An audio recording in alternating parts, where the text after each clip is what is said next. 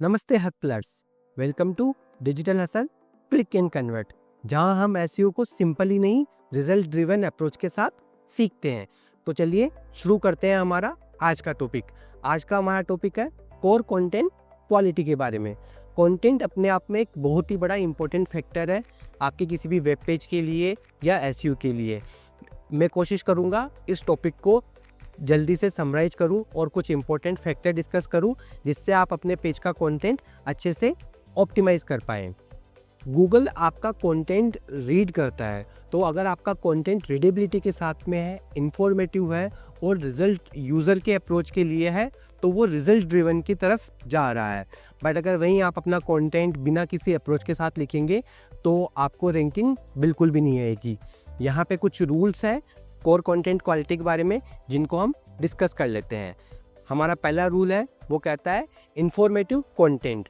आपको जो अपना कंटेंट बनाना है वेब पेज के लिए वो इंफॉर्मेटिव बनाना है। आप कहीं से भी कॉपी पेस्ट नहीं करना है या किसी एआई टूल्स जैसे कि चैट जीपीटी, परप्लेक्सिटी या जेमिनी से आपको अपना कंटेंट नहीं लिखवाना है, क्योंकि ये जितने भी एआई टूल्स हैं ये जो भी इंफॉर्मेशन आपको शेयर करते हैं वो पहले से इंटरनेट पे पड़ी हुई इंफॉर्मेशन को समराइज करके करते हैं। तो कहीं ना कहीं जो आपका कंटेंट है वो कॉपी ही होता है।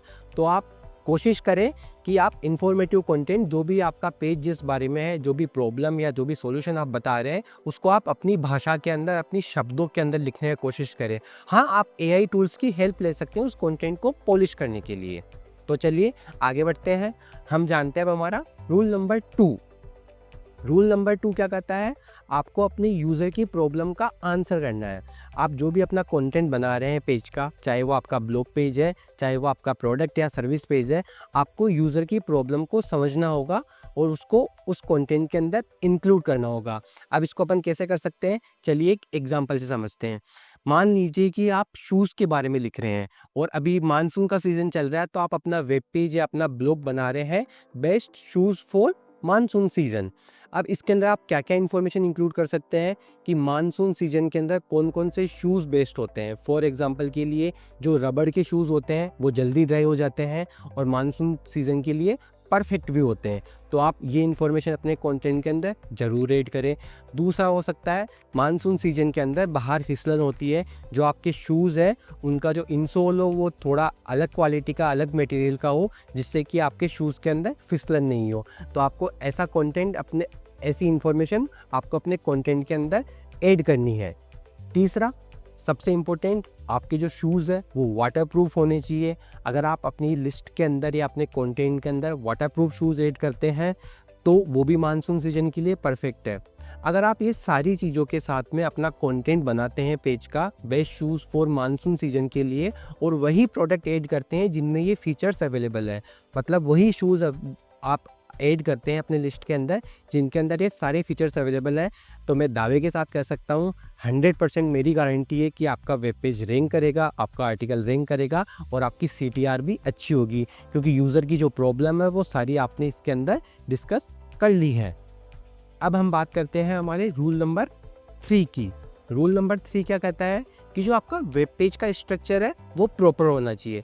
अगर आप अपना वेब पेज या आर्टिकल बना रहे हैं तो उसका जो स्ट्रक्चर है वो आप प्रॉपर रखिए। अब प्रॉपर का मतलब क्या है यहाँ पे कि आप सबसे पहले इंट्रोडक्शन की बात करिए, फिर आप प्रॉब्लम स्टेटमेंट दीजिए कि ये पेज किस बारे में, यूज़र को क्या क्या प्रॉब्लम आ सकती है, उसके सॉल्यूशन क्या क्या हो सकते हैं। वहाँ पे आपको अपने प्रोडक्ट्स के बेनिफिट्स भी बताने हैं, तो फीचर भी डिस्कस करने हैं। फीचर्स और बेनिफिट्स के लिए आप बुलेट पॉइंट्स का यूज़ कर सकते हैं।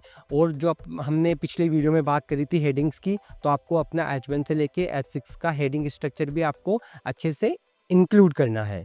अब बात करते हैं, आगे बढ़ते हैं रूल नंबर 4 की तरफ।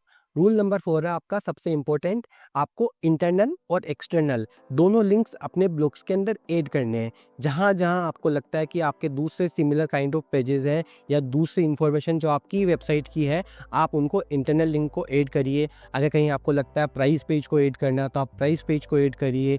आप दूसरे इन्फॉर्मेटिव आर्टिकल है, उस शूज़ का कंप्लीट रिव्यू वाला पेज है तो आप उसको इंटरनल लिंक में ऐड करिए। और हाँ, एक्सटर्नल लिंक जिनसे ट्रस्ट फैक्टर बढ़ता हो, कोई स्टडी, कोई रिसर्च गाइड हो उस चीज़ के ऊपर, तो आप वो एक्सटर्नल लिंक भी ऐड कर सकते हैं। उससे आपके पेज का ट्रस्ट स्कोर इंक्रीज़ होगा और वो आपको रैंक करने में हेल्प करेगा। गूगल को अच्छे क्वालिटी सिग्नल्स जाएंगे कि ये पेज एकदम सही बात कर रहा है, मुझे इसको आगे ले जाना चाहिए। तो अब बात कर लेते हैं हम बोनस टिप की। आपका जो कंटेंट है, अगर आप केवल वही कंटेंट लिखेंगे तो वो थोड़ा सा यूज़र के लिए बोरिंग हो जाएगा। अब आप उसको इंटरेस्टिंग कैसे बना सकते हैं, आप वहाँ पे इमेजेस ऐड कर सकते हैं, कुछ रिलेटेड वीडियोस ऐड कर सकते हैं और इन्फोग्राफिक भी बना के आप उस पेज के अंदर इंक्लूड कर सकते हैं। तो जो आपका पेज है वो कंप्लीट हो जाएगा और यूज़र को एक अच्छी इन्फॉर्मेशन पास ऑन होगी। तो दोस्तों, जो हमारा आज का टॉपिक था कोर कंटेंट क्वालिटी, मैंने कोशिश करी कि मैं सारे मेन फैक्टर इंक्लूड करूं। अगर आपको लगता है कि कोई फैक्टर मैंने मिस कर दिया है तो आप कमेंट सेक्शन के अंदर ज़रूर बताएं। तब तक मिलते हैं अगले वीडियो के अंदर। तब तक के लिए hustle smart, click hard, convert fast. Thank you.